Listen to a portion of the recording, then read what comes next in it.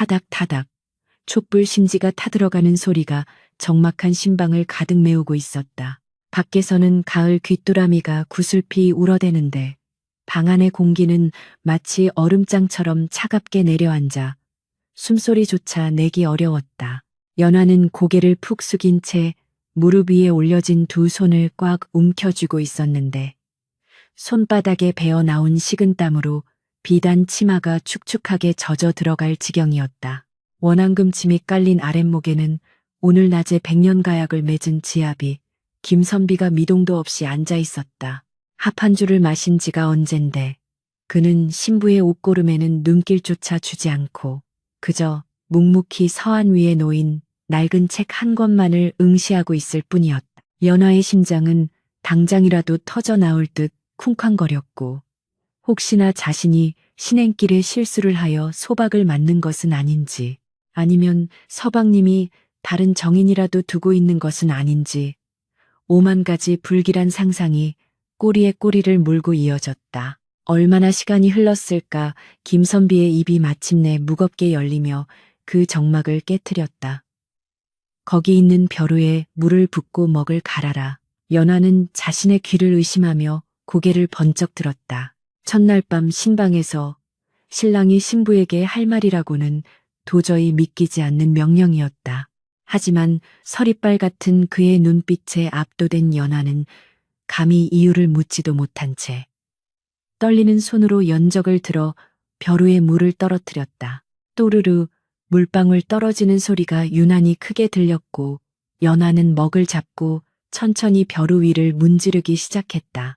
사그락 사그락 먹이 갈리는 그 건조하고도 규칙적인 소리가 방 안에 울려 퍼지자 연화의 코 속으로 알싸하면서도 그윽한 묵향이 스며들어왔다. 평생 부엌 아궁이의 매캐한 연기 냄새와 흙냄새만 맡고 살아온 연화에게 그 냄새는 낯설고도 기이한 마치 다른 세상의 향기처럼 느껴졌다. 김선비는 연화가 먹을 가는 모습을 가만히 지켜보더니 이윽고 품 안에서 붓 한 자루를 꺼내어 그녀의 앞에도 놓아주었다. 그리고는 충격적인 한마디를 던졌다. 오늘 밤 우리는 살을 섞는 대신 뜻을 섞을 것이다. 옷고름을 푸는 대신 마음의 눈을 뜨는 법을 배울 게다. 연화는 쥐고 있던 먹을 놓칠 뻔했다. 도대체 무슨 말씀이시냐고 묻고 싶었지만 목구멍이 꽉 막힌 듯 말이 나오지 않았다. 김선비는 그런 연화의 당혹감을 꿰뚫어 보듯 서한 위에 펼쳐진 낡은 책 소학을 손가락으로 가리키며 말을 이었다. 너는 시집 오기 전 무엇을 배웠느냐? 지어미로서 남편을 섬기는 법, 시부모를 공경하는 법, 아들을 낳아 가문을 잇는 법. 아마 그것이 전부였겠지. 허나 나는 너를 그저 밥 짓고 아이 낳는 도구로 데려온 것이 아니다. 그의 목소리에는 엄격함 속에 감추어진 알 수 없는 열기가 서려 있었다. 연화의 눈시울이 붉어졌다. 가난한 소장농의 딸로 태어나 입 하나 덜기 위해 이 몰락한 양반가로 시집온 처지였다. 친정 어머니는 떠나는 날 아침 눈물 콧물을 쏟으며 귀머거리 3년, 벙어리 3년을 당부하고 또 당부했었다. 그런데 이 양반집 서방님은 첫날 밤에 옷을 벗기는커녕 알아들을 수 없는 소리만 늘어놓고 있으니 연화는 서러움과 두려움이 한꺼번에 밀려왔다. 김선비는 그런 연화의 눈물을 보고도 동요하지 않고 단호하게 말했다. 울지 마라. 눈물은 약한 자의 변명일 뿐이다. 내 너에게 묻겠다. 짐승과 사람이 다른 점이 무엇이라 생각하느냐. 연화는 훌쩍거림을 멈추고 멍하니 남편을 바라보았다. 한 번도 생각해 본 적 없는 질문이었다. 김선비는 답을 기다리지 않고 스스로 답했다. 배를 채우고 새끼를 치는 것은 짐승도 하는 일이다. 사람이 사람인 까닭은 도리를 알고 이치를 깨우쳐 스스로 생각할 줄 알기 때문이다. 그를 모르면 눈을 뜨고 있어도 장님과 다를 바가 없다. 나는 장님과 평생을 살 생각이 없다. 그 말은 연화의 가슴에 비수처럼 꽂혔다. 장님. 까막 눈인 자신을 멸시하는 말인 줄 알았다. 그러나 김선비의 눈빛은 경멸이 아닌 안타까움, 그리고 기이한 결의로 타오르고 있었다. 그는 붓을 들어 먹물을 듬뿍 적신 뒤 하얀 한지 위에 굵고 힘차게 한 획을 그었다. 검은 먹물이 종이의 섬유를 타고 번져나가는 모습이 마치 살아있는 용이 꿈틀거리는 듯했다. 이것이 하늘천이다. 네가 매일 올려다보는 저 하늘을 뜻하는 글자다. 하늘은 높고 넓어 만물을 덮어주니 사람의 마음 또한 저 하늘처럼 넓어야 함을 의미한다. 김선비는 붓을 연화의 손에 쥐어 주었다. 거칠고 투박한 연화의 손가락 마디마디에 붓대의 차가운 감촉이 닿았다. 평생 호미와 낫만 잡았던 손이었다. 붓을 쥔 손이 사시나무 떨듯 떨렸다. 두려워 마라. 이 붓 끝에서 너의 새로운 세상이 열릴 것이다. 김선비는 자신의 크고 따뜻한 손으로 연화의 떨리는 손을 감싸 쥐었다. 남녀가 유별하다 하여 외간 남자와 손 한 번 스쳐본 적 없던 연화였다. 남편의 체온이 손등을 타고 전해져 오자 기묘한 전율이 온몸을 휘감았다. 그것은 단순한 부부간의 정욕이 아니었다. 마치 어둠 속에서 길을 잃은 아이가 등불을 든 인도자의 손을 잡은 듯한 안도감, 그리고 알 수 없는 벅차오름이었다. 김선비의 손에 이끌려 연화의 붓이 종이 위를 지나갔다. 삐뚤빼뚤하고 엉성했지만 그것은 분명 연화가 생애 처음으로써 내려간 글자였다. 하늘천. 그 한 글자가 종이 위에 새겨지는 순간 연화는 창호지 문 밖의 어둠이 조금 걷히는 듯한 착각에 빠졌다. 대체 왜 제게 이러시는 겁니까? 연화가 기어들어가는 목소리로 겨우 물었다. 다른 사내들처럼 고분고분한 아내를 얻어 편히 살 수도 있었을 텐데 굳이 왜 이런 힘든 길을 택하느냐는 물음이었다. 김선비는 붓을 내려놓고 연화의 눈을 똑바로 응시하며 말했다. 나의 스승께서 말씀하시길 집안을 일으키는 것은 남자의 벼슬이 아니라 안주인의 지혜라 하셨다. 어미가 어리석으면 자식이 어리석고 아내가 무지하면 남편의 눈과 귀가 막히는 법이다. 나는 너를 내 종이 아니라 내 도반으로 삼고자 한다. 평생을 함께 걸어가려면 보폭을 맞춰야 하지 않겠느냐. 도반, 길을 함께 가는 벗. 양반 사내 입에서 천한 며느리에게 나올 수 있는 말이 아니었다. 연화는 그 말의 무게를 다 이해할 수는 없었지만 가슴 한구석이 묵직해지는 것을 느꼈다. 밤은 깊어 삼경을 알리는 북소리가 멀리서 들려왔다. 촛농은 붉은 눈물처럼 흘러내려 촛대 바닥에 굳어 있었고 신방 안에는 오직 종이 넘어가는 소리와 먹가는 소리, 그리고 김선비의 나지막한 목소리만이 가득했다.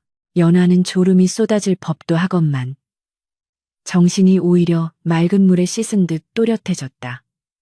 땅지, 거물현, 누를황, 천자문의 첫 구절들이 연화의 머릿속에 그리고 가슴속에 하나하나 박혔다. 그것은 단순히 글자를 익히는 과정이 아니었다. 세상 만물이 이름을 가지고 있고 그 이름 속에 이치가 숨어 있다는 사실을 처음으로 깨닫는 경이로운 순간이었다. 흙바닥에 떨어진 나다를 줍던 손으로 우주의 이치를 줍고 있는 것이었다. 그러나 이 배움의 길이 순탄치 않을 것임은 자명했다. 김선비는 붓을 쥔 연화의 자세가 흐트러질 때마다 가차없이 회초리로 서한을 내리쳤다. 정신을 똑바로 차려라. 글을 배우는 것은 마음을 닦는 것이다. 자세가 흐트러지면 마음도 흐트러지는 법. 그의 호통 소리에 연화는 깜짝 놀라 다시 허리를 고추 세웠다. 신혼 첫날 밤의 달콤한 미러 대신 서슬퍼런 훈육이 이어졌다. 연화는 손가락이 뻐근하고 어깨가 결려왔지만 왠지 모를 오기가 생겼다. 무시당하고 싶지 않았다. 이 사람이 말하는 사람이 되고 싶었다. 남편이 자신을 진정한 짝으로 인정해 줄 때까지 붓을 놓지 않으리라 다짐했다. 새벽닭이 풀을 치며 울기 시작했다. 창호지 문이 푸르스름하게 밝아오고 있었다. 밤새 한잠도 자지 않고 글씨를 쓴 연화의 얼굴은 택했지만 눈빛만은 형형하게 빛나고 있었다. 김선비는 그제야 만족스러운 듯 미소를 짓고는 연화가 밤새 쓴 종이들을 모아 정리했다. 오늘은 여기까지다. 날이 밝으면 시어머니께 문안 인사를 올려야 할 터이니 잠시라도 눈을 붙이거라. 그는 자리에서 일어나 기지개를 켜더니 방문을 열고 밖으로 나갔다. 찬 새벽 공기가 방 안으로 훅 밀려 들어오며 먹 냄새와 섞였다. 연하는 멍하니 자신이 쓴 글씨들을 바라보았다. 검은 먹물 자국들이 마치 밤하늘의 별자리처럼 보였다. 그때였다. 아가, 일어났느냐? 마당에서 시어머니 최 씨의 앙칼진 목소리가 들려왔다. 연하는 화들짝 놀라 먹과 붓을 치마폭 뒤로 숨겼다. 김선비가 했던 말들이 현실의 벽에 부딪히는 순간이었다. 시어머니는 며느리가 글 공부 따위에 정신을 파는 것을 결코 용납하지 않을 위인이었다. 아니, 마을 전체가, 조선팔도 전체가 그러했다. 여자가 그를 알면 독을 품은 뱀과 같다 하여 꺼리는 세상이었다. 연하는 방금 전까지 느꼈던 희열이 순식간에 공포로 바뀌는 것을 느꼈다. 남편은 자신에게 날개를 달아주려 했지만 그 날개로 날아오르기에 이 집 담장은 너무나 높고 견고해 보였다. 연하는 급히 옷매무새를 다듬고 방문을 열었다. 마당에는 서리빨 같은 표정의 시어머니가 팔짱을 낀 채 서 있었다. 첫날 밤을 치르느라 고단할 텐데 해가 중천에 뜰 때까지 누워있을 셈이냐. 밥 짓고 물 끼러 올 시간이 한참 지났다. 시어머니의 시선이 연화의 얼굴을 훑고 지나가더니 방 안의 서한과 어지럽혀진 종이들을 향했다. 연화의 심장이 덜컥 내려앉았다. 다행히 시어머니는 까막눈이라 그것이 무엇인지 자세히 들여다보지는 않았으나 며느리의 방에서 나는 낯선 묵향에 코를 킁킁거렸다. 이게 무슨 냄새냐? 타는 냄새 같기도 하고 설마 촛불을 켜놓고 잠이 든 게냐? 기름 아까운 줄 모르고 시어머니의 잔소리가 쏟아지는 동안 연화는 남편이 준 붓을 저고리 안품 속 깊이 숨기며 마른 침을 삼켰다. 부엌으로 들어선 연화는 아궁이 앞에 쭈그리고 앉아 불을 지폈다. 매캐한 연기가 눈을 찔러 눈물이 핑 돌았다. 어젯밤 남편과 함께 나누었던 고고한 대화와 묵향은 온데간데 없고 다시금 고단한 현실의 냄새가 그녀를 덮쳤다. 하지만 품속에 닿는 딱딱한 붓대의 감촉이 그녀에게 속삭이는 듯했다. 너는 짐승이 아니다. 너는 사람이다. 연화는 부직갱이로 재를 긁어내며 바닥에 몰래 하늘 천자를 그려보았다. 검은 재 위로 나타난 서툰 글자 하나. 그것은 연화가 이 가혹한 운명에 맞서 싸우기 위해 쥐어든 유일한 무기이자 어둠 속의 작은 등불이었다. 밥 짓는 솥에서 김이 모락모락 피어오르는 것을 보며 연화는 어젯밤 남편의 말을 다시 한번 되새겼다. 지어미가 되기 전에 사람이 되어야 한다. 그 시각 사랑채에 앉아 글을 읽던 김선비는 부엌 쪽을 바라보며 깊은 한숨을 내쉬었다. 그 역시 알고 있었다. 자신이 아내에게 쥐어준 것이 단순한 붓이 아니라 험난한 가시밭길을 걷게 할 짐이 될 수도 있다는 것을. 그러나 그는 확신했다. 저 맑고 깊은 눈망울을 가진 여인이라면 기필코 그 가시밭길을 헤치고 꽃을 피워낼 것이라고. 그는 책장을 넘기며 나지막이 중얼거렸다. 부디 견뎌다오. 내 너를 귀하게 만들기 위함이니. 바람이 불어와 방문을 덜컹거리게 했지만 김선비의 책 읽는 소리는 멈추지 않았다. 그리고 부엌에서는 타닥타닥 타오르는 장작 불빛 아래 연화의 까만 눈동자가 새로운 의지로 이글거리고 있었다. 이 기묘한 부부의 학문 여정은 이제 막 첫 페이지를 넘겼을 뿐이었다. 동트기 전의 새벽 공기는 살을 에일듯 차가웠다. 우물가에 낀 살얼음이 쩍쩍 갈라지는 소리가 적막한 새벽을 깨웠다. 연화는 물이 가득 담긴 무거운 물동이를 머리에 이고 비틀거리는 걸음으로 살인문을 들어섰다. 물동이에서 찰랑거리며 흘러넘친 차가운 물줄기가 목덜미를 타고 등줄기로 흘러내려 소름이 돋았지만 멈출 수는 없었다. 12독의 물을 다 채우기 전에는 아침상을 차릴 수도 잠시 허리를 펼 수도 없는 것이 며느리의 고단한 일상이었다. 발바닥은 동상에 걸려 벌겋게 부어올랐고 손등은 논바닥처럼 거칠게 터져 피가 배어나왔다. 하지만 연화의 입술은 쉴 새 없이 오물거리며 무언가를 중얼거리고 있었다. 우주홍황, 날1, 달, 월. 집, 우, 집주, 넓을 홍, 거칠 황. 그것은 신세 한탄이 아니었. 간밤에 남편에게 배운 천자문의 구절이었다. 물동이의 무게에 짓눌려 목이 꺾일 것 같았지만 머릿속에 맴도는 글자들의 형상은 그녀를 지탱해주는 보이지 않는 기둥이었다. 부엌에 들어서자마자 시어머니 최 씨의 날카로운 호통이 비수처럼 날아왔다. 어디서 엠뱅이처럼 굴다. 이제 오는 게냐. 아궁이 불이 다 꺼져가는데 내년은 서방님을 얼려 죽일 작정이냐. 최 씨는 부직갱이를 들고 부엌 바닥을 탁탁 치며 노발대발했다. 연화는 황급히 물동이를 내려놓고 아궁이 앞에 납작 엎드려 불씨를 살렸다. 매캐한 연기가 코와 눈을 찔러대며 기침이 터져 나왔지만 연화는 눈물을 훔칠 새도 없이 마른 솔갈비를 밀어넣었다. 타닥타닥 불길이 살아나며 붉은 혀를 날름거리자 그 불꽃 속에서 어젯밤 보았던 글자들이 아른거렸다. 불화. 그래, 이것이 불화자였다. 연화는 부직갱이 끝으로 아궁이 앞에 재를 쓱쓱 문질러 불화자를 그려보았다. 획을 그을 때마다 가슴 속에서 뜨거운 무언가가 치밀어 올랐다. 그것은 시집살이의 서러움이기도 했고 철어움에 대한 희열이기도 했다. 시어머니 최 씨는 며느리가 밥을 짓는 동안에도 잠시도 가만히 있지 않았다. 쌀을 씻는 물소리가 크다. 도마질 소리가 요란하다. 행주가 희지 않다는 등 온갖 트집을 잡아 며느리의 혼을 빼놓았다. 최 씨에게 며느리란 그저 소처럼 부려먹고 대를 잇는 도구일 뿐이었다. 특히나 몰락해가는 집안을 일으켜 세울 지참금도 넉넉히 가져오지 못한 가난한 집딸이었기에 최 씨의 구박은 더욱 매서웠다.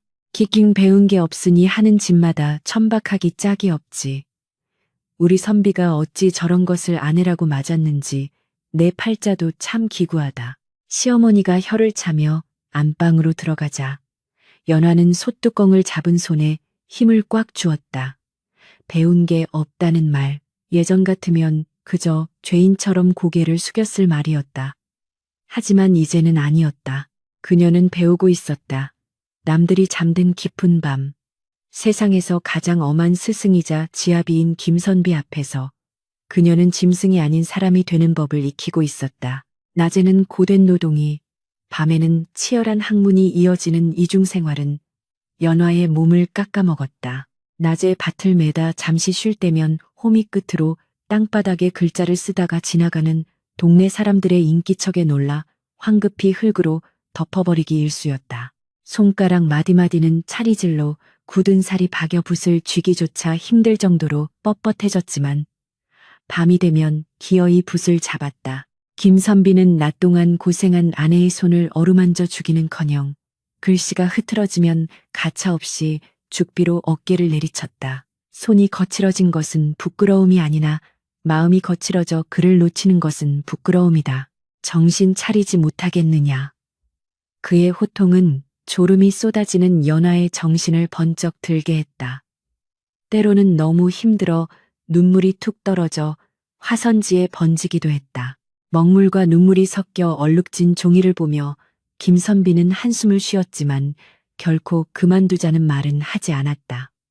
그것이 그가 연화를 사랑하는 방식이었다. 동정이 아닌 대등한 인간으로서의 존중. 연화는 그 매정함 속에 숨겨진 깊은 뜻을 알기에 입술을 깨물며 다시 먹을 갈았다.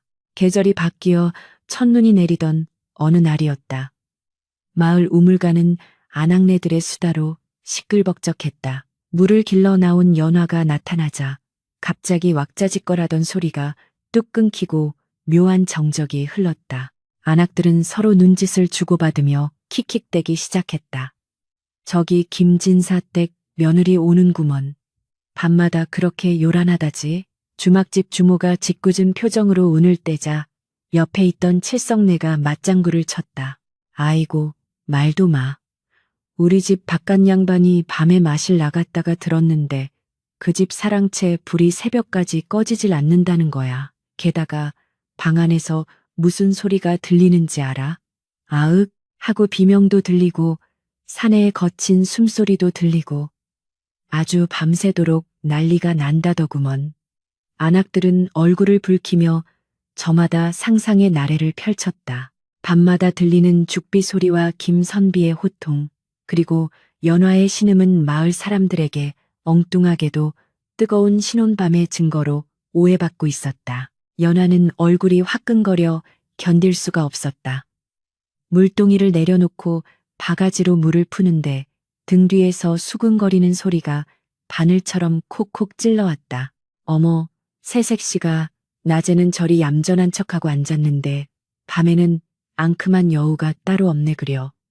김선비가 점잖은 줄 알았더니 밤일 솜씨가 대단한가 봐. 호호호. 연화는 도망치듯 우물가를 빠져나왔다. 억울했다. 밤새도록 살을 맞대고 뒹구는 것이 아니라 뼈를 깎는 듯한 배움의 고통을 겪고 있는 것인데 남들처럼 따뜻한 아랫목에서 남편 품에 안겨 잠들고 싶은 마음이 왜 없겠는가. 하지만 김선비는 공부가 끝나면 칼같이 잠자리를 따로 했다. 색에 빠지면 뜻이 흐려진다는 것이 이유였다. 마을 사람들의 오해와 남편의 절제, 그 사이에서 연화는 기묘한 고립감을 느꼈다. 그녀는 아무도 이해 못할 비밀을 품은 채 홀로 외로운 싸움을 하고 있었다. 그날 밤 유난히 바람이 거세게 불어 문풍지가 요란하게 떨었다. 방 안의 윗목에 놓인 벼루의 먹물이 살짝 얼어붙을 정도로 추운 날이었다. 연화는 언 손을 호호 불어가며 붓을 잡았다. 오늘은 명심보감의 첫 구절을 배우는 날이었다. 김선비가 낮은 목소리로 읽어내려갔다. 자왈 위선자는 천보지이복하고 위불선자는 천보지이환이라. 공자가 말하기를 착한 일을 하는 사람에게는 하늘이 복으로써 갚아주고 착하지 않은 일을 하는 사람에게는 하늘이 화우로써 갚아주느니라. 연화는 그 뜻을 마음에 새기며 한자 한자 써 내려갔다. 착한 일이란 무엇일까? 시어머니의 구박을 참고 견디는 것일까?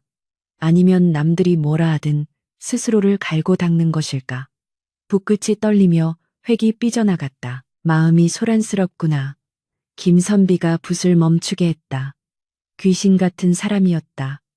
분놀림 하나만 보고도 속마음을 꿰뚫어 보니 숨길 수가 없었다. 연화는 붓을 내려놓고 고개를 숙였다. 서방님, 마을에 이상한 소문이 돌고 있습니다. 저희가 밤마다 차마 입에 담기 부끄러워 말을 잇지 못하자 김선비는 피식 웃음을 터뜨렸다. 평소의 근엄한 표정과는 다른 소년 같은 미소였다. 남녀가 밤새 불을 켜놓고 있으니 그런 소문이 나는 것도 무리는 아니지. 허나 세상 사람들이 뭐라 하든 무슨 상관이냐. 중요한 건 네가 지금 성현의 말씀을 마주하고 있다는 사실이다.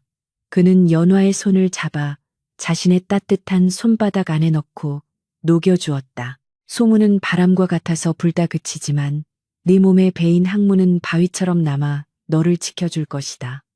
흔들리지 마라. 남편의 단단한 믿음이 얼어붙은 연화의 마음을 녹였다. 그러나 위기는 예기치 않은 곳에서 찾아왔다. 며느리에 대한 흉흉한 소문이 결국 시어머니 최 씨의 귀에 들어간 것이다. 며칠 뒤 장날에 나갔던 최 씨가 씩씩거리는 숨소리와 함께 대문을 박차고 들어왔다. 마당에 있던 닭들이 놀라 푸드덕거릴 정도였다. 인연, 연화 인연 당장 나오거라. 최 씨의 고함 소리에 연화는 부엌에서 뛰쳐나왔고 사랑채에 있던 김선비도 놀라 방문을 열었다. 최 씨는 마루 위로 뛰어올라 다짜고짜 연화의 머리채를 잡으려 들었다. 내가 너를 며느리로 들였지 어디서 기생질을 하라고 들였느냐. 마을 사람들이 나만 보면 뒤에서 수군대는데 내가 부끄러워서 낯을 들고 다닐 수가 없다. 밤새도록 방에서 무슨 짓을 하기에 유사스러운 소문이 도는 게야. 김선비가 급히 마루로 내려와 어머니를 말렸다. 어머니, 고정하십시오. 어찌 채통 없이 이러십니까? 최 씨는 아들의 만류의 두분이 풀리지 않아 가슴을 치며 통곡했다. 채통? 네가 채통을 아느냐. 과거 공부하라고 뒷바라지해줬더니 밤마다 색시 치마폭에 쌓여 놀아난다는 소문이나 듣게 해? 내 죽어서 조상님들을 어찌 뵙겠느냐. 최 씨의 오해는 확고했다. 아들이 벼슬 길은 뒷전이고 며느리와 방탕한 생활을 한다고 믿어버린 것이다. 억울함에 연화의 눈에서 눈물이 주르륵 흘러내렸다. 차라리 사실을 말하고 싶었다. 글공부를 하고 있다고 서방님은 나를 가르치고 계신 거라고. 하지만 여자가 글을 배운다는 사실이 알려지면 시어머니는 더욱 길길이 날뛸 것이 뻔했다. 암탉이 울면 집안이 망한다는 속담을 신주단지처럼 모시는 분이었다. 그때였다. 최 씨가 며느리의 방을 뒤지겠다며 연화의 방문을 벌컥 열어젖혔다. 방 안에는 아직 치우지 못한 벼르와 먹, 그리고 연화가 밤새 연습한 종이 뭉치들이 서안 위에 어지럽게 널려 있었다. 최 씨는 씩씩거리며 방 안으로 들어가 종이 뭉치를 집어들었다. 까막눈인 최 씨에게 그 검은 글씨들은 그저 알 수 없는 부적이나 주술처럼 보였을지도 모른다. 이게 뭐냐? 이게 다 뭐냔 말이다. 내년이 우리 아들을 홀리려고 부적이라도 쓴 게냐? 최 씨는 종이 뭉치를 마당으로 집어던졌다. 하얀 종이들이 바람에 날려 마당의 진흙탕 위로 처박혔다. 연화의 피와 땀이 어린 그녀의 하늘과 땅이 더러운 흙탕물에 젖어 들어갔다. 어머니, 그것은 부적이 아닙니다. 김선비가 소리쳤지만 최 씨는 듣지 않았다. 그럼 무엇이냐? 글도 모르는 년이 방 안에 이런 것을 잔뜩 쌓아두고 밤마다 불을 밝혀. 필시 무슨 꿍꿍이가 있는 게야. 오늘 내가 이 요망한 것들을 다 태워버려야 속이 시원하겠다. 최 씨는 부엌에서 불씨를 가져오라 소리쳤다. 연하는 마당으로 뛰어내려가 진흙 속에 파묻힌 종이들을 주워 담았다. 차가운 진흙이 손톱 밑으로 파고들었지만 그런 건 아무래도 좋았다. 그 종이들은 단순한 종이가 아니었다. 지난 몇 달간 그녀가 짐승에서 사람으로 거듭나기 위해 몸부림친 흔적이었다. 어머님, 잘못했습니다. 제발 이것만은. 연화가 종이 뭉치를 가슴에 품고 오열했다. 김선비는 어머니와 아내 사이에서 입술을 깨물었다. 이제는 선택을 해야 했다. 진실을 밝혀 어머니의 더 큰 분노를 살 것인가? 아니면 이대로 아내가 모욕당하는 것을 지켜볼 것인가? 그는 결심한 듯 천천히 마당으로 내려와 진흙투성이가 된 아내의 어깨를 감싸 안아 일으켜 세웠다. 그리고 어머니를 향해 정중하지만 서리빨처럼 단호한 목소리로 말했다. 어머니 태우시려거든 이 종이가 아니라 저를 태우십시오. 최 씨가 멈칫하며 아들을 바라보았다. 이 글씨들은 연화가 쓴 것이 아니라 제가 쓴 것입니다. 제가 과거 공부가 막혀 답답한 마음에 끄적거린 것들을 이 사람이 버리지 않고 모아둔 것입니다. 남편의 글이라 하여 귀하게 여겨 간직한 죄밖에 없습니다. 거짓말이었다. 하지만 그것은 아내를 지키기 위한, 그리고 어머니의 무지로부터 평화를 지키기 위한 고육지책이었다. 연하는 놀란 눈으로 남편을 올려다보았다. 김선비의 눈빛은 흔들림이 없었다. 최 씨는 아들의 말에 기가 막힌 듯 멍하니 서 있다가 이내 안도와 허탈함이 뒤섞인 한숨을 내쉬었다.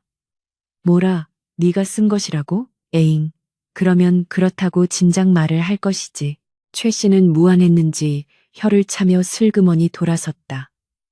어쨌든 밤마다 불 켜놓고 잠 안 자는 건 그만둬라. 기름값 아깝다. 시어머니가 방으로 들어가 버리자 마당에는 다시 차가운 정적이 감돌았다. 김선비는 품에 안은 연화의 떨리는 어깨를 더욱 꽉 쥐었다. 진흙이 묻은 연화의 옷고름과 그녀가 목숨처럼 지킨 종이 뭉치가 두 사람의 가슴 사이에서 구겨져 있었다. 미안하다. 내 힘이 부족하여 너를 죄인으로 만들었구나. 남편의 낮은 속삭임에 연화는 고개를 저었다. 그녀는 알 수 있었다. 오늘 남편이 뱉은 거짓말이 단순한 회피가 아니라 자신들의 학문을 지키기 위한 또 다른 싸움의 시작임을, 그리고 언젠가는 저 더러운 진흙탕 속에서도 연꽃이 피어나듯 자신의 글이 세상 밖으로 당당히 나갈 날이 올 것임을 예감했다. 그날 밤 연화는 다시 벼루에 물을 부었다. 낮에 소동으로 깨진 벼루 귀퉁이가 날카로웠지만 먹은 여전히 검고 깊은 빛을 내고 있었다. 시어머니의 감시를 피해 불을 끄고 달빛에 의지해야 했지만 연화의 눈은 그 어느 때보다 밝게 빛났다. 어둠 속에서 사그락거리는 먹가는 소리는 마치 칼을 가는 소리처럼 비장하게 들렸다. 시련은 오히려 그녀의 배움에 대한 갈망을 더욱 단단하게 담금질하고 있었다. 부엌의 그을음 냄새와 종이의 묵향이 뒤섞인 그녀의 작은 방은 이제 단순한 신방이 아니라 치열한 전장이었다. 그리고 연화는 결코 이 전쟁에서 패배할 생각이 없었다. 마당에 핀 국화꽃 위로 늦가을의 서리가 하얗게 내려앉은 아침이었다. 김선비가 한양으로 과거 시험을 보러 떠나는 날이었다. 괴나리 보찜을 맨 남편의 등 뒤로 찬바람이 불어와 옷자락을 펄럭이게 했다. 김선비는 살인문을 나서기 전 연화를 지그시 바라보며 나직이 당부했다. 내가 없는 동안 집안을 잘 건사하여라. 그리고 잊지 마라. 붓을 놓는 순간 마음의 눈도 감기는 법이다. 남편의 그 말은 단순한 작별 인사가 아니라 홀로 남을 아내에게 주는 엄중한 과제이자 든든한 부적과도 같았다. 연화는 눈물을 삼키며 고개를 숙여 배웅했다. 남편이 고갯마루를 넘어가 보이지 않게 되자 집안에는 떼란 바람소리만이 가득 찼다. 이제 이 집안에는 그를 모르는 시어머니와 그를 알지만 숨겨야 하는 며느리 두 여인만이 남겨졌다. 호랑이가 굴을 비우면 여우가 설친다고 했던가. 남편이 떠난 빈자리를 노리는 검은 그림자가 마을 어귀에서부터 스멀스멀 기어오고 있었다. 사단은 김선비가 떠난 지 닷새가 되던 날 일어났다. 점심나절 낯선 사내 하나가 대문을 거칠게 두드렸다. 그는 읍내 관아의 이방과 결탁하여 백성들의 고열을 짜내기로 악명 높은 거강꾼 조서방이었다. 뱀눈처럼 가늘고 찢어진 눈매에 번들거리는 기름기를 얼굴에 잔뜩 바른 그는 안방 마님인 최 씨를 찾으며 마루에 걸터 앉았다. 아이고, 김진사 댁 마님 계십니까? 흉년이 들어 관아의 세금 독촉이 이만저만이 아닌데 댁내 사정이 딱하여 내 특별히 좋은 술을 가지고 왔습니다. 조서방은 품 안에서 누렇게 변색된 종이 한 장을 꺼내어 흔들어 보였다. 최 씨는 세금이라는 말에 화들짝 놀라 버선발로 뛰어나왔다. 가뜩이나 살림이 어려워 전전긍긍하던 차에 관아에서 사람이 나왔다니 겁부터 덜컥 난 것이다. 조서방은 순진하고 무지한 시어머니를 쥐락펴락했다. 마님, 바깥 양반도 안 계신데 관아의 포졸들이 들이닥쳐 세간을 뒤엎으면 그게 무슨 망신입니까? 내 이방 나리께 잘 말씀드려 댁내가 가진 문전옥답 일부를 담보로 세금을 유예해 주도록 손을 썼습니다. 여기 이 문서에 도장만 찍으시면 급한 불은 끄고 나중에 곡식으로 천천히 갚으시면 됩니다. 그의 말은 청산유수였다. 최 씨는 그 말이 무슨 뜻인지 깊이 생각할 겨를도 없이 당장 들이닥칠지도 모를 환난을 피해야겠다는 생각뿐이었다. 아이고, 고맙네. 조서방이 우리 집을 살렸어. 그래, 여기 어디에 도장을 찍으면 되는가. 최 씨는 장롱 깊숙한 곳에서 집안의 인장을 꺼내 들었다. 그를 모르니 문서에 적힌 내용이 무엇인지 알 길이 없었고 그저 상대방의 호의를 믿는 수밖에 없었다. 그것이 무지가 가진 가장 슬픈 취약점이었다. 부엌에서 차를 끓여내오던 연화는 마루에서 벌어지는 광경을 보고 걸음을 멈칫했다. 조서방의 입가에 서린 비열한 미소와 시어머니의 손에 들린 붉은 인주가 묻은 도장. 본능적으로 불길한 기운이 감지되었다. 연화는 쟁반을 든 손에 힘을 주며 마루로 올라섰다. 어머님, 차 드시고 하십시오. 연화의 등장에 조서방은 흠칫 놀라며 문서를 슬그머니 자기 쪽으로 끌어당겼다. 어허, 아녀자가 어른들 말씀하시는데 끼어드는 게 아니지. 어서 부엌으로 들어가게. 조서방이 짐짓 호통을 쳤지만 연화는 물러서지 않고 찻상을 문서 옆에 내려놓았다. 그리고 곁눈질로 문서의 내용을 훑었다. 지난 1년간 남편과 함께 밤을 새우며 익힌 글자들이 눈에 들어왔다. 처음에는 낯설게만 보였던 검은 획들이 이제는 살아서 꿈틀거리는 의미가 되어 연화의 뇌리를 강타했다. 문서의 첫머리에는 차용증이 아니라 매매문기라고 적혀 있었다. 그리고 그 아래에는 터무니없는 헐값에 집안 대대로 내려오는 선산과 문전옥답을 조서방에게 넘긴다는 내용이 빼곡히 적혀 있었다. 담보가 아니라 아예 땅을 팔아넘기는 계약서였던 것이다. 연화의 심장이 쿵하고 내려앉았다. 이대로 도장을 찍었다가는 남편이 돌아올 집도 조상을 모실 산소도 모두 잃게 될 판이었다. 최 씨가 막 도장을 문서에 갖다 대려는 찰나 연화가 다급하게 소리쳤다. 어머님, 멈추십시오. 그 도장을 찍으시면 안 됩니다. 연화의 갑작스러운 고함에 최 씨는 깜짝 놀라 도장을 떨어뜨렸고 조서방은 인상을 팍 구기며 자리를 박차고 일어났다. 이 무슨 해괴한 짓인가. 감히 어디서 소란을 피워. 최 씨 역시 며느리를 나무랐다. 네가 미쳤느냐. 조서방은 우리를 도와주러 온 귀인이다. 어디서 배워먹지 못한 행패냐. 시어머니의 호통에도 연화는 물러서지 않았다. 그녀는 바닥에 떨어진 문서를 낚아채어 조서방의 면전에 들이밀었다. 그 순간 연화의 눈빛은 더 이상 순종적인 며느리의 그것이 아니었다. 밤마다 성현의 말씀을 읽으며 다져온 기백이 서려 있었다. 이것이 돕는 것입니까? 여기 적힌 글귀가 보이질 않으십니까? 금 50냥의 토지 전부를 영구히 매도한다고 적혀 있지 않습니까? 이것은 세금 유예 문서가 아니라 우리 땅을 헐값에 도둑질하려는 사기 문서입니다. 연화의 입에서 청천벽력 같은 소리가 터져 나오자 마루 위에는 찬물을 끼얹은 듯한 정적이 흘렀다. 최 씨는 입을 딱 벌린 채 며느리와 문서를 번갈아 보았다. 매도? 그게 무슨 소리냐? 땅을 판다는 말이냐? 조서방은 얼굴이 불그락 푸르락해져서 삿대질을 했다. 이 무식한 여편네가 어디서 헛소리를, 까막눈 주제에 뭘 안다고 주둥이를 놀려? 이건 관아의 법도에 따른 어려운 문장이라 내년 따위는 읽을 수도 없어. 조서방은 기세로 눌러버리려 했다. 여자가, 그것도 시골 촌부의 며느리가 한문을 읽을 리 없다고 확신했기 때문이다. 그러나 연화는 코웃음을 쳤다. 법도, 그래요. 법도를 따져봅시다. 대명률 다민류에 이르기를 주인을 속여 재물을 탐한 자는 장형 100대에 처하고 그 재물은 배로 물어내게 되어 있습니다. 또한 가장이 부재 중일 때 부녀자를 기망하여 맺은 계약은 원천적으로 무효라 했습니다. 지금 당장 관하로 가서 사또 앞에서 이 문서를 큰 소리로 읽어볼까요?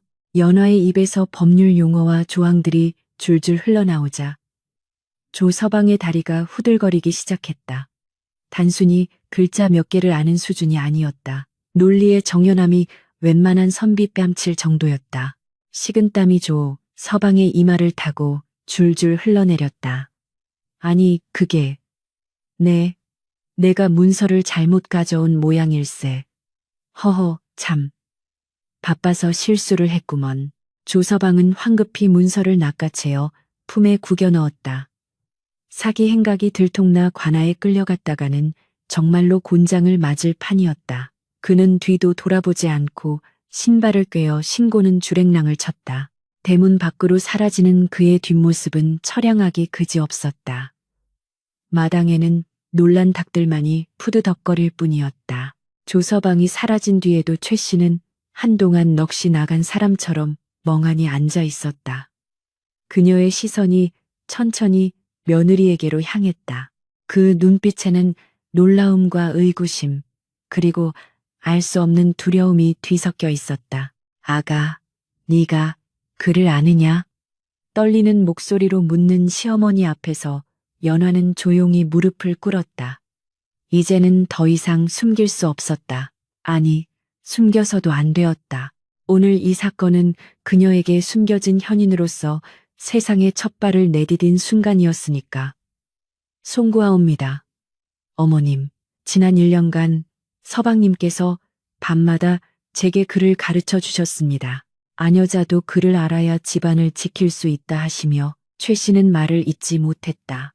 밤마다 들리던 그 소리들, 며느리의 방에서 나던 묵향, 아들이 쓴 것이라며 감싸주던 그 종이 뭉치들, 그 모든 퍼즐 조각이 이제야 맞춰졌다.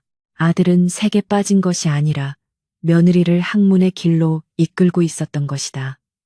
그리고 그 배움이 오늘 집안을 풍비박산의 위기에서 구해냈다. 최 씨의 가슴 속에서 복잡한 감정이 소용돌이쳤다.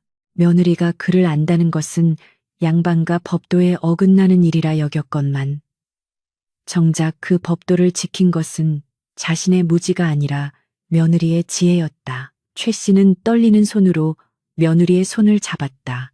그 손은 거친 노동으로 터져 있었지만 그 안에 담긴 기운은 그 누구보다 단단했다. 내가 늙어서 눈이 멀었구나.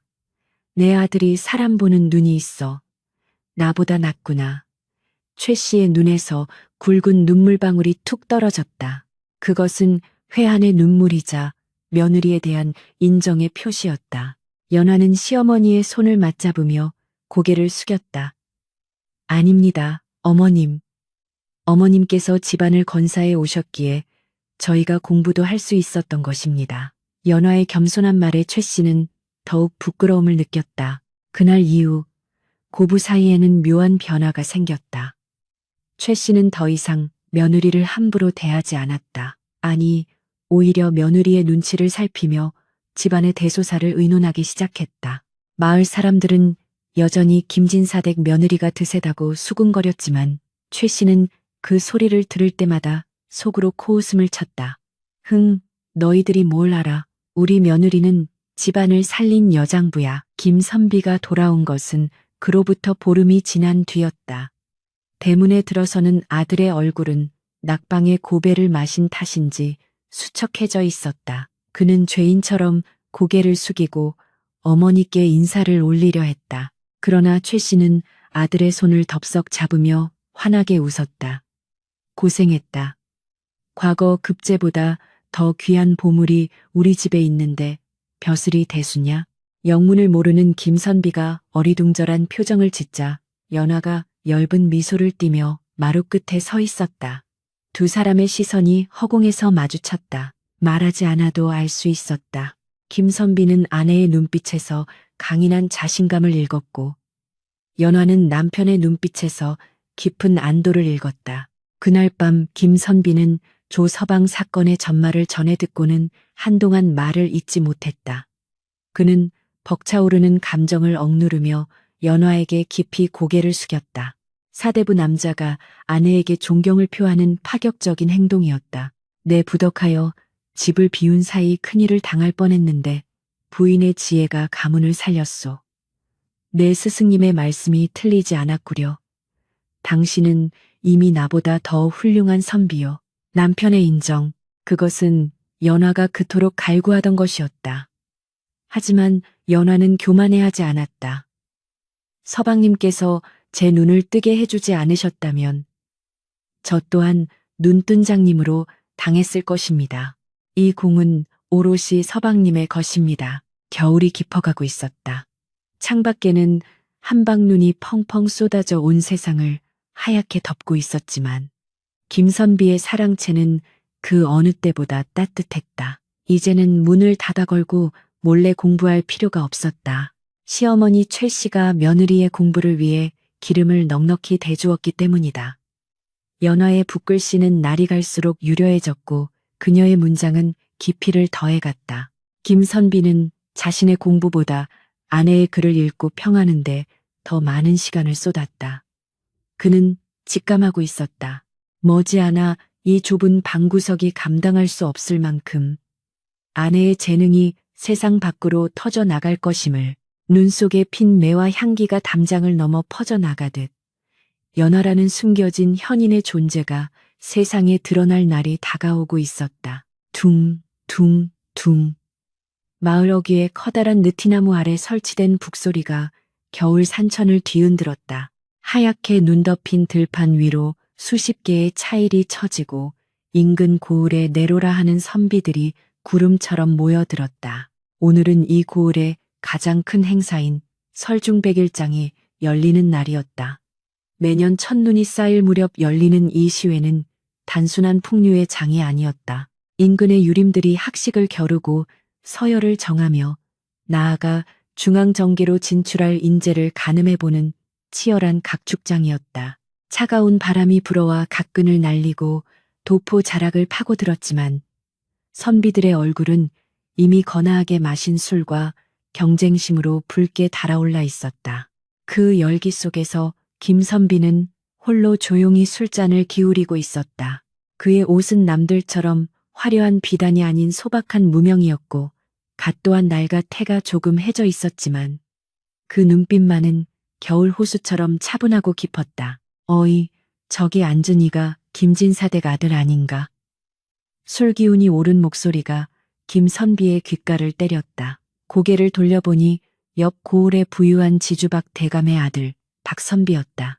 그는 화려한 주단 도포를 입고 십수명의 추종자들에 둘러싸여 거드름을 피우고 있었다.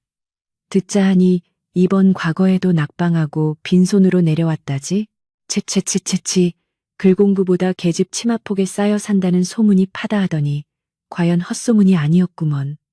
박선비의 비아냥거림에 좌중이 와르르 웃음을 터뜨렸다. 그 웃음소리는 칼날이 되어 김선비의 자존심을 난도질했다. 김선비가 붓을 쥐고 있던 손에 힘을 주어 뼈마디가 하얗게 붉어졌다. 그러나 그는 감정을 드러내는 대신 묵묵히 벼루의 먹을 갈 뿐이었다. 소인배와 말씨름을 하는 것은 군자의 도리가 아니었다. 박선비는 김선비의 침묵을 비겁함으로 여겼는지 더욱 기고만장하여 목소리를 높였다. 내 듣기로는 자네 처가 그렇게 드세다지. 아녀자가 집안 살림은 뒷전이고 건방지게 문자나 쓴다던데 그게 사실인가? 암탉이 울면 집안이 망한다고 했네. 자네가 과거에 계속 떨어지는 것도 다 그 요망한 기운 탓이 아니겠는가? 그 말은 선을 넘었다. 김선비의 눈썹이 꿈틀했다. 자신의 모욕은 참을 수 있어도 아내 연화에 대한 모욕은 참을 수 없었다. 그때 시외의 주관자인 고을 사또가 단상에 올라 시제를 발표했다. 오늘의 시제는 설중매 눈 속의 매화로다. 매화의 고고한 절개를 노래하되 뻔한 비유는 피하고 참신한 시상을 펼쳐보도록 하라. 사또의 말이 떨어지자마자 선비들은 저마다 붓을 들어 화선지 위를 휘갈기기 시작했다. 사각거리는 붓소리와 헛기침 소리가 장내를 메웠다. 박선비는 거침없이 붓을 놀리며 주의를 의식했다. 그는 이미 며칠 전부터 식객들을 시켜 미리 지어놓은 시를 외워온 참이었다. 반면 김선비는 붓을 들지 않고 가만히 눈을 감고 있었다. 주위 사람들은 그가 시상이 떠오르지 않아 포기한 것이라 수군거렸다. 저 친구 또 맹탕이구먼. 글 줄이나 읽는 줄 알았더니 허명이었어.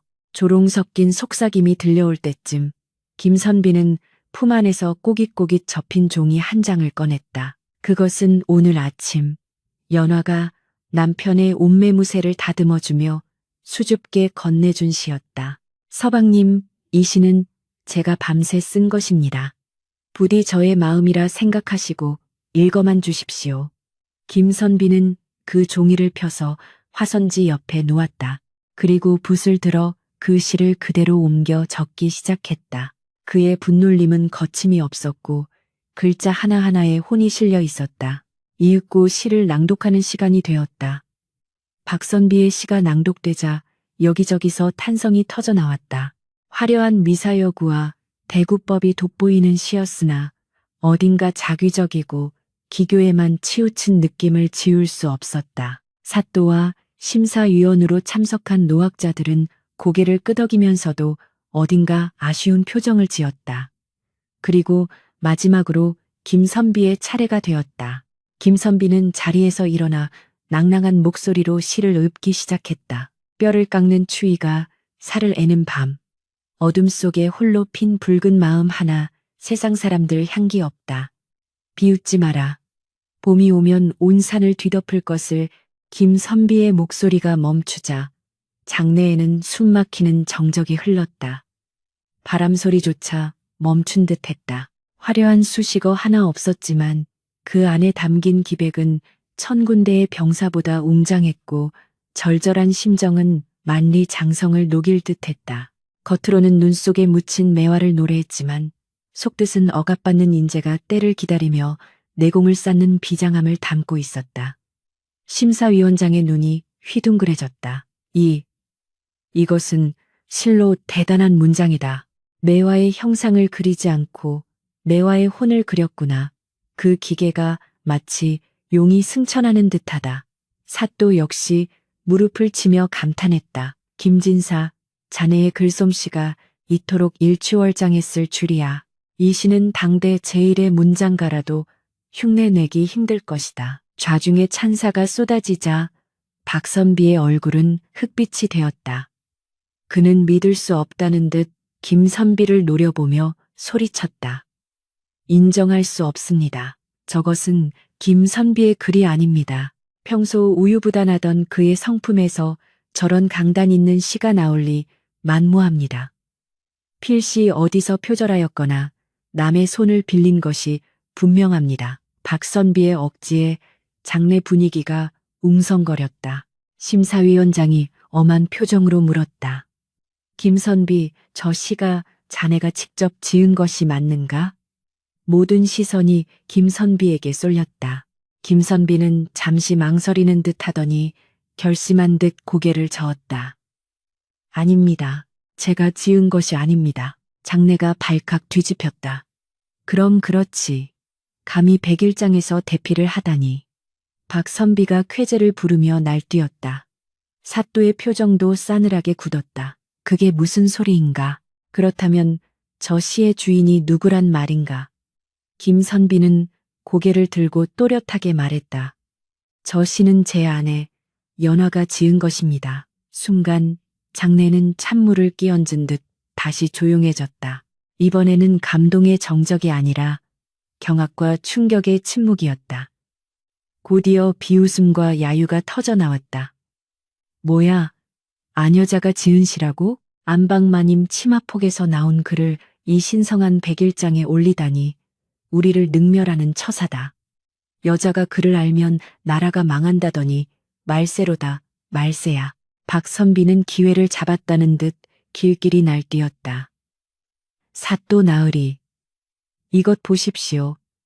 신성한 학문의 장을 아녀자의 잡글로 더럽혔습니다. 당장 김선비를 내치고 저 시를 불태워야 합니다. 선비들의 분노는 하늘을 찌를 듯했다. 그들은 자신들의 학문적 권위가 침범당했다고 느꼈다. 여자가 자신들보다 뛰어난 글을 썼다는 사실을 인정하기보다 그것을 부정하고 짓밟는 것이 그들의 얄팍한 자존심을 지키는 길이라 믿었기 때문이다. 김선비는 고립무원이 되어 쏟아지는 비난의 화살을 온몸으로 받아내고 있었다. 그때였다. 인파를 해치고 한 여인이 당당하게 단상 앞으로 걸어 나왔다. 하얀 소복 위에 낡은 장옷을 걸쳤지만 그 걸음걸이에는 한치의 주눅듦도 없었다. 연화였다. 그녀는 남편의 도시락을 전해주러 왔다가 멀리서 이 사단이 난 것을 보고 참을 수 없어 뛰쳐나온 것이었다. 연화는 김선비의 옆에 서서 그를 비난하는 수십 명의 선비들을 똑바로 응시했다. 그녀의 눈빛은 서리빨보다 차가웠고 매화보다 붉게 타오르고 있었다. 제 남편을 비난하지 마십시오. 그 시는 제가 지은 것이 맞습니다. 여인의 등장에 장내는 술렁거렸다. 박선비가 코웃음을 치며 앞으로 나섰다. 내년이 바로 그 요망한 며느리구나. 감히 여기가 어디라고 여편네가 함부로 나서는가. 네가 그를 안다고? 천자문이나 겨우 떼고 흉내나 냈겠지. 네가 진정 성현의 도리를 아느냐? 박선비는 연화를 조롱하며 그녀를 쫓아내려 했다. 그러나 연화는 물러서지 않고 박선비를 향해 일갈했다. 성현의 도리라 하셨습니까?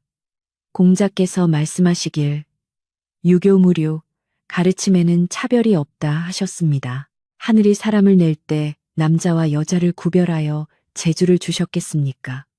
아니면 사람으로서의 덕을 심어주셨겠습니까? 연화의 목소리는 맑고 청아했으나 그 울림은 북소리보다 컸다. 암탉이 울면 집안이 망한다고 하셨지요. 허나 닭이 우는 것은 새벽을 알리기 위함입니다. 수탉이 게을러 새벽이 온 줄도 모르고 잠들어 있다면 암탉이라도 울어 식구들을 깨우는 것이 집안을 살리는 길이 아니겠습니까? 지금 이 나라의 선비들이 명분과 허울에 취해 백성의 고통을 외면하고 있으니 규방의 아녀자라도 붓을 들어 세상을 깨우려는 것이 무슨 죄가 된단 말입니까? 연화의 논리는 정연했고 그 기세는 맹렬했다. 그녀는 경전의 구절을 인용하여 선비들의 편협한 사고를 조목조목 반박했다. 단순히 감정에 호소하는 것이 아니라 그들이 신주단지처럼 모시는 유교적 논리로 그들의 모순을 찔러버린 것이다. 박선비는 얼굴이 붉어져 반박하려 했으나 입만 뻐끔거릴 뿐 말문이 막혔다. 다른 선비들도 꿀먹은 벙어리가 되어 서로 눈치만 살폈다. 무식한 아녀자인 줄 알았던 연화의 입에서 대대학자나 할 법한 말들이 쏟아져 나오자 그들은 압도당하고 말았다. 이를 지켜보던 심사위원장, 당대의 석학이라 불리는 노학자가 천천히 자리에서 일어났다. 그는 지팡이를 짚고 연화 앞으로 걸어왔다. 긴장감이 감돌았다. 노학자는 연화의 눈을 깊이 들여다보더니 이내 허어 웃으며 고개를 끄덕였다. 허어, 맵구나. 매워. 눈 속의 매화가 향기만 짙은 줄 알았더니 가시 또한 날카롭구나. 그는 좌중을 둘러보며 엄숙하게 말했다. 우리가 부끄러워해야 할 일이다. 도포 입은 장정 수십 명이 이 여인 하나를 당해내지 못하니 이것이야말로 이 시가 명문이라는 증거가 아니겠는가. 문장에는 남녀가 없고 학문에는 귀천이 없는 법. 오늘 장원은 김선비의 안사람이 지은 이 설중매로 함이 마땅하다. 노학자의 선언의 장례는 잠시 침묵에 잠겼다가 이내 웅성거림은 탄식과 인정으로 바뀌었다. 비록 아녀자에게 졌다는 자존심 상함은 있었으나 그 압도적인 실력과 기백 앞에서는 고개를 숙일 수밖에 없었다. 사또 역시 고개를 끄덕이며 판결을 내렸다. 장원은 김진사댁에 설중매로 한다. 상품으로 쌀 한 섬과 비단을 내리노라. 김선비는 감격에 겨워 아내를 바라보았다. 연화는 그제야 긴장이 풀린 듯 다리가 휘청거렸다. 김선비가 재빨리 그녀의 어깨를 감싸 안았다. 고맙소. 당신이 나를 살리고 우리의 학문을 증명했소. 연화는 남편의 품에 기대어 가만히 미소 지었다. 아닙니다. 서방님께서 저를 이 자리에 세워주셨기에 가능했습니다. 두 사람은 쏟아지는 시선 속에서 당당히 함께 걸어 나왔다. 박선비와 그 무리들은 쥐구멍이라도 찾고 싶은 듯 고개를 숙이고 있었고 마을 사람들은 김진사댁 부부를 경애의 눈빛으로 바라보았다. 돌아오는 길 눈발은 더욱 굵어졌지만 춥지 않았다. 김선비는 연화의 손을 꼭 잡고 눈 쌓인 고갯길을 넘어갔다. 연화의 치마폭에 묻은 먹물 자국이 하얀 눈 위에서 선명하게 빛나고 있었다. 그것은 단순한 얼룩이 아니라 그녀가 세상의 편견과 싸워 쟁취한 훈장이었다. 뒤따라오던 시어머니 최 씨가 쌀가마니를 지객꾼에게 지우며 덩실덩실 춤을 추고 있었다. 얼씨구, 내 며느리가 장원급제를 했네. 동네 사람들, 내 며느리가 문장가라니까. 시어머니의 목소리가 메아리쳐 울렸다. 오늘 밤 김선비의 집 사랑채 불빛은 그 어느 때보다 밝고 따뜻하게 타오를 것이었다. 세상은 여전히 차가운 눈으로 덮여 있었지만 그 눈 속에서 피어난 매화 한 송이가 봄을 부르고 있었다. 세월은 유수와 같다더니 강산이 3번이나 바뀌는 동안 마당의 느티나무는 그 품을 더욱 넓혀 집 전체를 아우르는 거목이 되었다.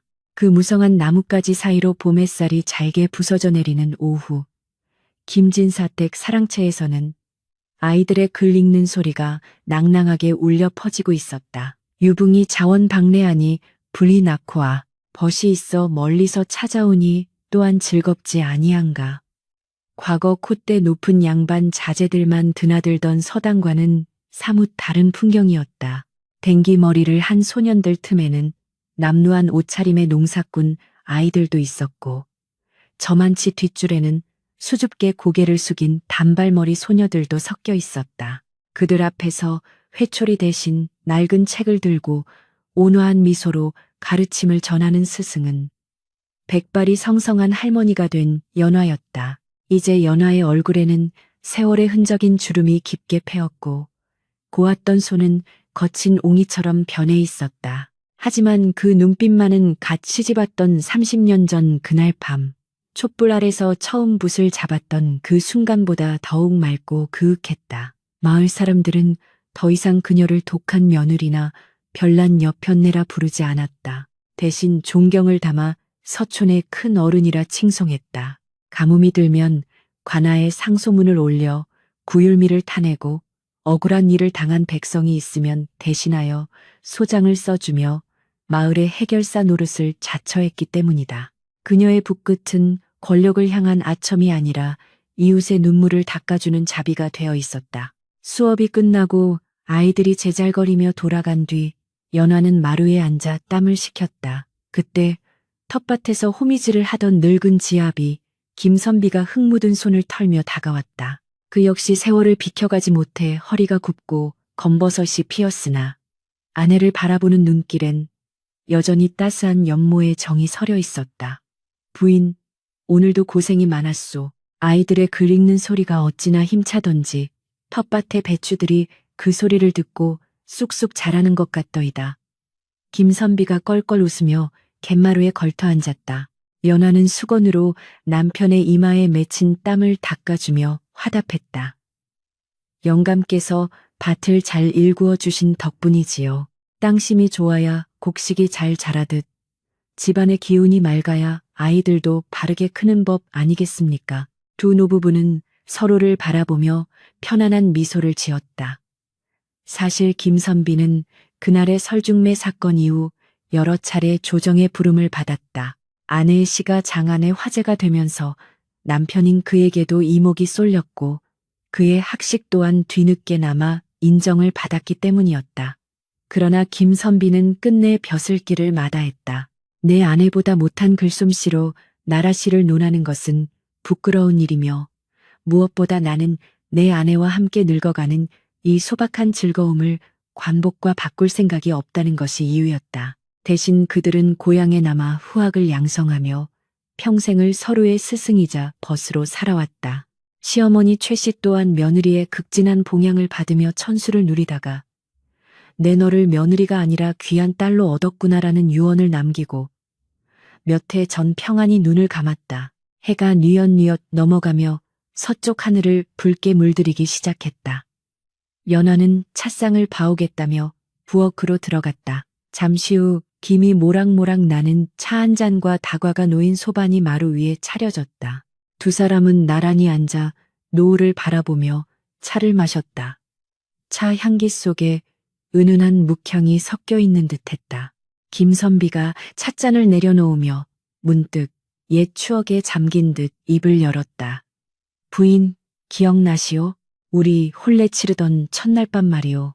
내가 대뜸 소학책을 들이밀며 먹을 갈라 했을 때 속으로 나를 얼마나 원망했소. 연화는 입을 가리고 고운 웃음소리를 냈다. 원망이라니요. 솔직히 말씀드리면 미친 사람이 아닌가 싶어 무서웠습니다. 소방 맞을 각오까지 하고 있었지요. 두 사람은 마주보고 한참을 웃었다. 웃음 끝에 김선비의 표정이 진지해졌다.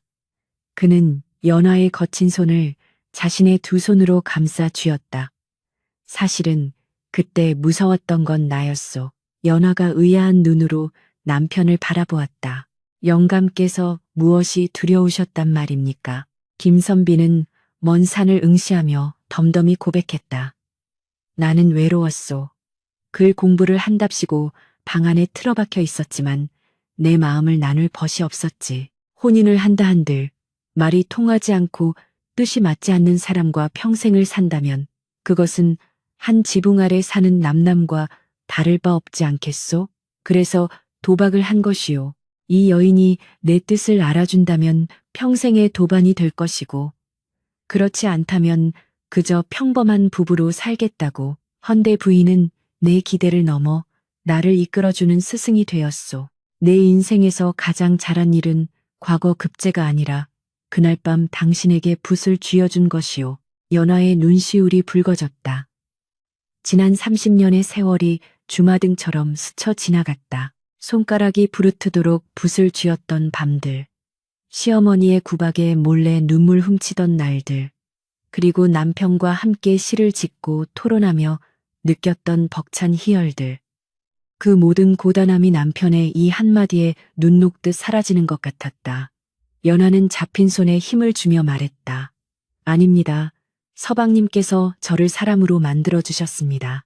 짐승처럼 먹고 자는 것만 알던 저에게 하늘을 보고 땅을 읽는 눈을 주셨습니다. 덕분에 저는 며느리로, 아내로, 어미로 사는 것에 그치지 않고 온전한 제가 되어 살 수 있었습니다. 이보다 더 큰 사랑이 어디 있겠습니까? 바람이 불어와 마당에 국화향기를 실어 날랐다. 김선비는 고개를 끄덕이며 차를 한 모금 더 마셨다. 사람들은 꽃의 향기가 천리를 간다 하여 화양천리라 하지만 나는 사람의 향기가 만리를 간다는 인양만리를 믿소. 부인, 당신에게서 나는 이 깊은 향기가 우리 담장을 넘어 마을을 넘어 훗날 누군가의 가슴에까지 전해질 것이오. 우리는 흙으로 돌아가겠지만 우리가 함께 쓴 글과 나눈 마음은 저 종이 위에 먹물처럼 영원히 남을 테니까. 밤이 깊어지자 보름달이 휘영청 떠올라 두 사람의 그림자를 길게 드리웠다.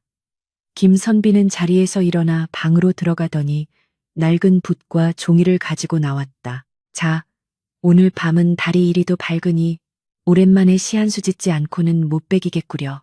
부인이 운을 띄워주시겠소? 연화는 소녀처럼 수줍게 웃으며 고개를 끄덕였다. 그럼 동행으로 운을 띄우겠습니다. 김선비가 붓을 들어 종이 위에 글을 써 내려갔다.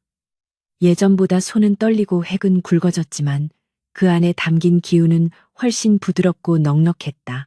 연화는 남편의 어깨에 머리를 기대고 그가 쓰는 글귀를 소리내어 읽었다. 검은 머리 팥불이 되어 마주 앉으니 지나온 길 굽이굽이 묵향이 서렸네.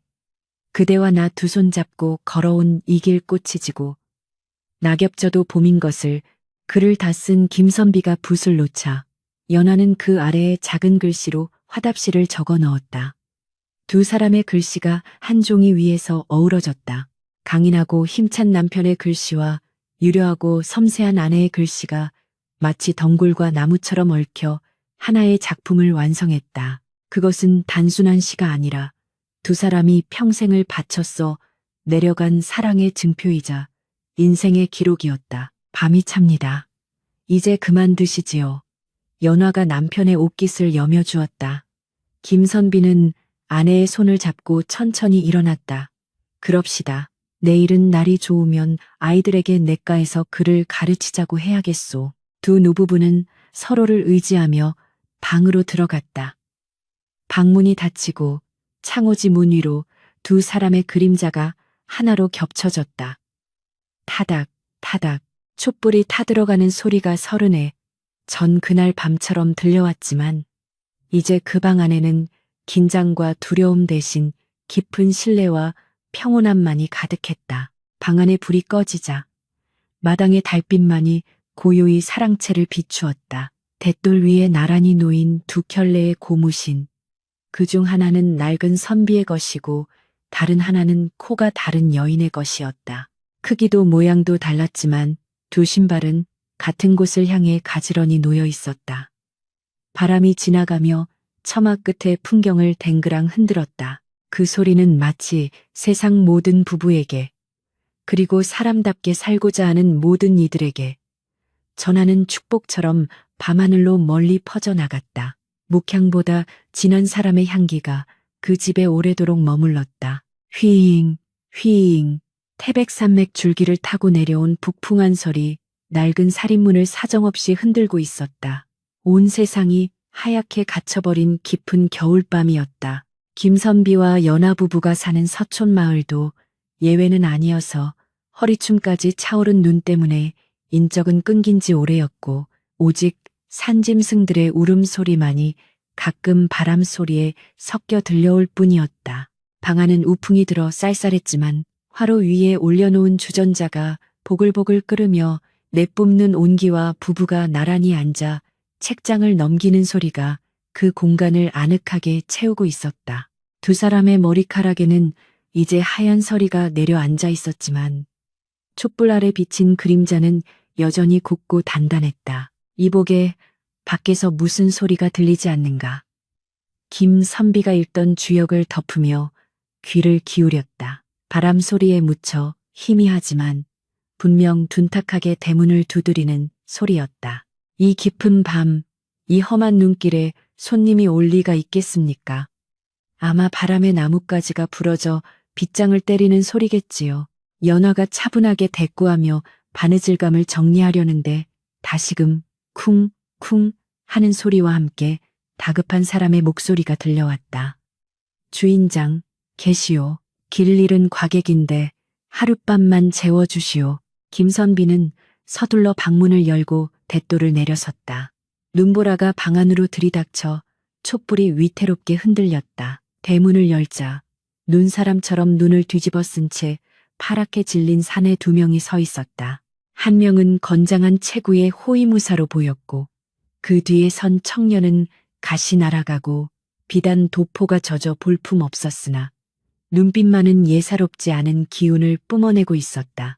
지나가는 길에 폭설을 만나 오도가도 못하게 되었습니다. 염치불구하고 이 추위만 피하게 해주십시오. 청년이 정중하게 그러나 위엄있게 말했다. 김선비는 두말 없이 그들을 사랑채로 안내했다. 누추하지만 들어와 몸을 녹이시지요. 부인, 손님들이 오셨으니 뜨끈한 국물이라도 좀 내어오시오. 연화는 부엌으로 들어가 급히 장작을 짚었다. 쌀독은 바닥을 보이고 있었지만 찬장에 넣어둔 말린 시래기와 된장을 풀어 국을 끓이고 아껴두었던 묵은 김치를 꺼냈다. 손님들에게 밥상을 차려내가니 청년은 시장했는지 체면도 차리지 않고 국을 들이켰다. 몸이 좀 녹자 청년은 방 안을 둘러보았다. 좁은 방사면을 가득 채운 서책들, 그리고 벽에 걸린 붓글씨 한 폭. 청년의 시선이 그 글씨에 머물렀다. 설중매. 과거 백일장에서 장원을 했던 바로 그 시였다. 청년의 입가에 묘한 미소가 번졌다. 이곳이 그 유명한 김진사의 댁이구려. 소문대로 책 냄새가 진동을 합니다. 청년은 자신을 한양에서 온 유생 이 씨라고 소개했다. 그는 김선비와 마주 앉아 감사의 인사를 전한 뒤 대뜸 도발적인 질문을 던졌다.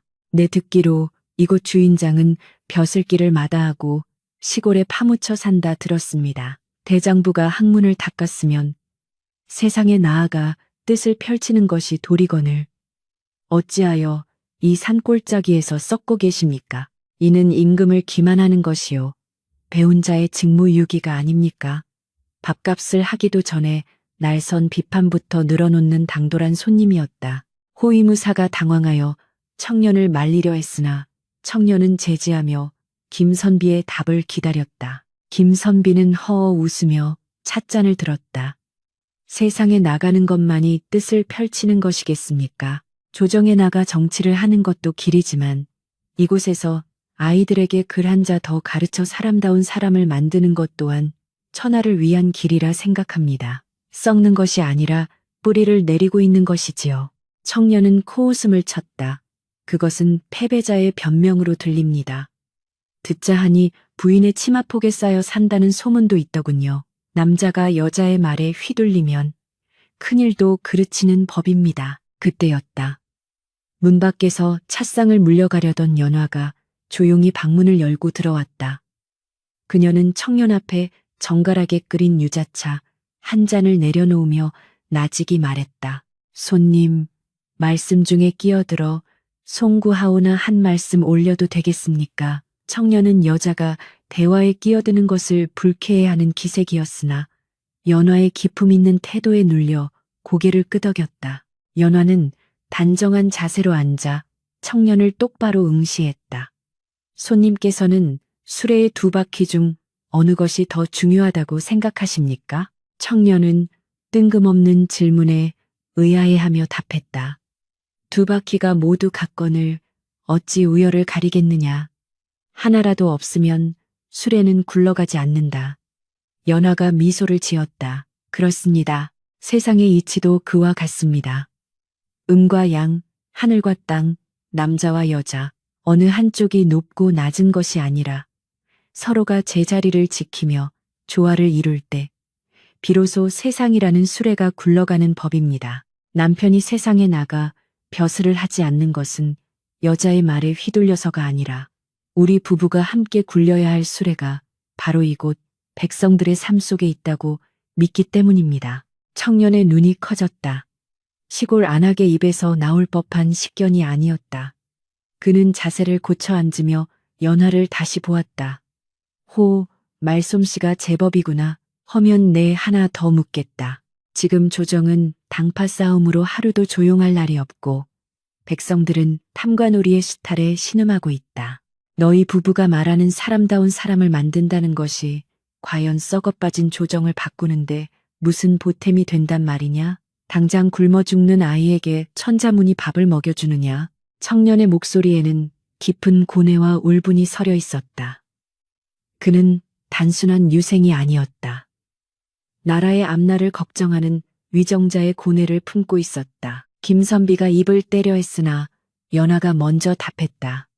밥은 줄인 배를 채우지만 글은 줄인 마음을 채우고 부당함에 맞설 용기를 줍니다. 저희가 가르친 아이 중에는 커서 훌륭한 목수도 되고 농사꾼도 되고 덜어는 과거에 급제하여 관리가 된 아이도 있습니다. 그 아이들이 각자의 자리에서 배운 대로 정직하게 살아간다면 그것이 모여 썩은 물을 밀어내는 맑은 샘물이 되지 않겠습니까? 첫얘길도 한 걸음부터라 했습니다. 당장 세상을 뒤집을 수는 없어도 세상이 무너지는 것을 막는 버팀목은 될 수 있을 것입니다. 연화의 말은 청산유수처럼 막힘이 없었고 그 논리는 강철처럼 단단했다. 청년은 한동안 말을 잇지 못하고 멍하니 찻잔 속의 유자청을 내려다보았다. 방 안에는 장작 타는 소리만 타닥타닥 들려왔다. 이윽고 청년이 고개를 들고 껄껄 웃음을 터뜨렸다. 하하, 졌어. 내가 한양천지를 다 뒤져도 찾지 못한 스승을 이 깊은 산골에서 만날 줄이야. 김진사, 자네는 진정 복받은 사람일세. 천하의 명재상감을 아내로 두었으니 말이네. 청년의 얼굴에서 오만함은 사라지고 진심 어린 존경심이 피어올랐다. 그날 밤 세 사람은 밤새도록 학문과 세상사에 대해 토론했다. 청년은 자신이 읽은 책의 난해한 구절을 물었고 김선비와 연화는 서로의 생각을 보태어 명쾌한 해석을 내놓았다. 김선비의 해박한 지식과 연화의 예리한 통찰이 어우러지니 마치 검은고와 퉁소가 화음을 이루듯 절묘했다. 새벽닭이 울 무렵에야 청년은 자리에서 일어났다. 눈보라는 자렀고 창밖에는 서서히 여명이 밝아오고 있었다. 청년은 떠나기 전 품 안에서 옥으로 만든 마패를 꺼내려다 잠시 멈칫하더니 대신 허리춤에 차고 있던 낡은 붓 한 자루를 꺼내어 연화에게 건넸다. 이것은 내 스승님께 받은 귀한 붓이다. 내 비록 가진 것이 없어 밥값 대신 이것을 두고 가니 부디 그 명철한 지혜로 더 많은 아이들의 눈을 뜨게 해주게. 그리고 김선비에게는 의미심장한 말을 남겼다. 언젠가 봄이 오면 조정에서 사람이 내려올 것이요. 그때는 거절하지 말고 부디 백성을 위해 힘을 보태주시오. 그것이 이 나라 임금의 간절한 부탁이라 생각하시오. 청년과 호위무사는 하얀 눈밭 위로 발자국을 남기며 사라졌다. 김선비와 연화는 살인문 앞에 서서 그들의 뒷모습이 보이지 않을 때까지 배웅했다. 연화가 손에 쥔 붓을 내려다보았다. 붓대에는 왕실을 상징하는 용 문양이 희미하게 새겨져 있었다. 영감, 저분은 혹시... 연화가 놀란 눈으로 남편을 바라보았다. 김선비 역시 짐작이 가는 듯 고개를 끄덕이며 옅은 미소를 지었다. 모른 척 해드리는 것이 예의일 테지. 허나 저런 분이 다스리는 나라라면 우리 아이들이 살아갈 세상이 그리 어둡지만은 않을 것 같구려. 몇 달 뒤 봄이 무르익어 매화가 질 무렵 한양에서 어명이 내려왔다. 김선비에게는 성균관의 교관직을, 그리고 파격적이게도 그 아내 연화에게는 왕실의 내명부 서적을 관리하고 공주들을 가르치는 특별한 직책을 제수한다는 교지였다. 마을 사람들은 경사가 났다며 풍악을 울렸지만 부부는 정중히 상소를 올려 사양했다. 신들의 그릇은 작아 조정에 큰 물을 담기에는 부족하오며 다만 이곳 서촌의 흙밭을 일구어 이름 없는 들꽃들을 피워내는데 남은 생을 바치고자 하옵니다. 임금은 그 상소를 읽고 크게 아쉬워했으나 그들의 뜻을 존중하여 더 이상 부르지 않았다. 대신 서촌 마을에 현인 부부촌이라는 현판을 하사하고 전국의 서책들을 수레에 실어 보내주었다.